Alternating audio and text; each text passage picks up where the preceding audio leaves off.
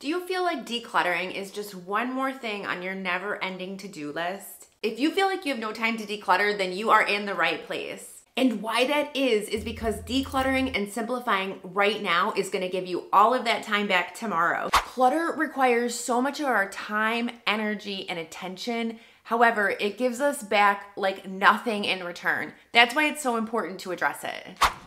Okay, so here are my tips. These tips will work for even the busiest person. Let's get started. Tip number one is you need to prioritize decluttering.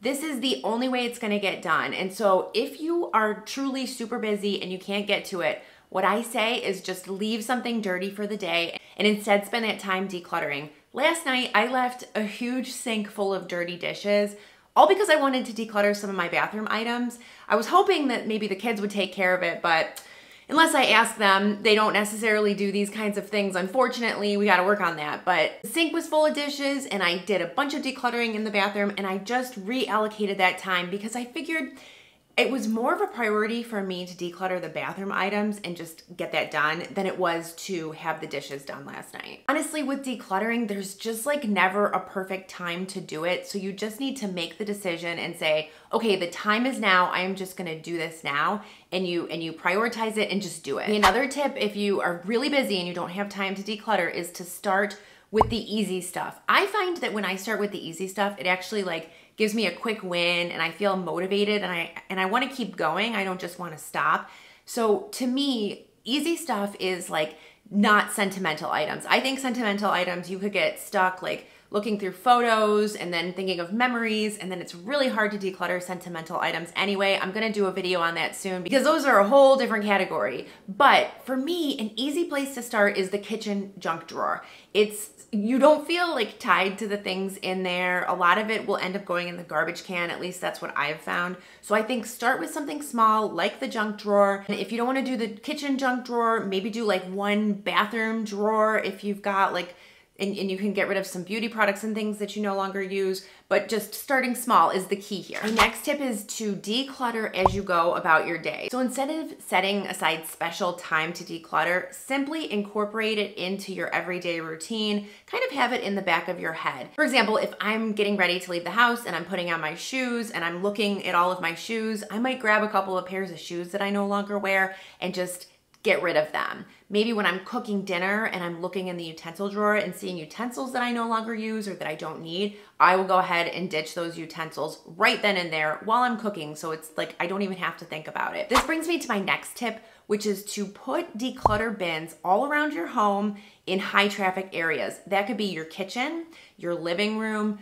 I always like having one in my closet. I just find that when you're busy and you're running around the house, having a declutter bin right then and there in that high traffic area in like a room that you're most likely to be in is a perfect place for you to just stash it. And then when that bin gets full, you can go ahead and take it to donate or go through it and get rid of the items if they're not suitable for donation. Okay, another thing I like to do when I'm really busy is just give myself a number. So my current number, like what I'm doing today, is I'm decluttering one thing per day. So that doesn't mean that every day I am decluttering one thing. I could just maybe on Sunday declutter 7 things, but essentially I just like to have that goal and that number in mind. You could also do it by time. So maybe you want to set a timer and declutter for 5 minutes a day. Maybe you want to do 10 minutes a day. Think of a number and just stick to it and set it and plan for it. That'll make it easier to remember and it will help it become a habit. Just find pockets of time to do this. I'm not saying like sacrifice your time to do things. I'm simply saying temporarily maybe put aside that time and try to use your time as wisely as you can. And 5 minutes, anyone has 5 minutes to spare, right? Even if you have little kids, you could make a game out of it. You could do different things to incorporate the kids. I know that's not always the easiest, but just try to find a few minutes to do and hit that number of that goal that you've set. Think of it as like an investment of your time today so that you've got more time tomorrow. I recently cleaned out my master closet. It was over a decade of stuff packed into that closet. It was crazy. And at this point, my closet is so open and airy. I'm not packing it full of clothes and random things anymore. I can see things, I can find things, and it has ended up saving me so much time. I actually didn't really know how much time it was taking me to deal with that messy closet until I cleaned it, and now I know. And I honestly feel like a weight has been lifted. Something to consider if you are up for it is to take a day off of work and just spend the day decluttering. Or you could devote a weekend day to decluttering, get your family involved. But honestly, this tip is only if you're up for it, because I think it is very draining and difficult to spend a day decluttering.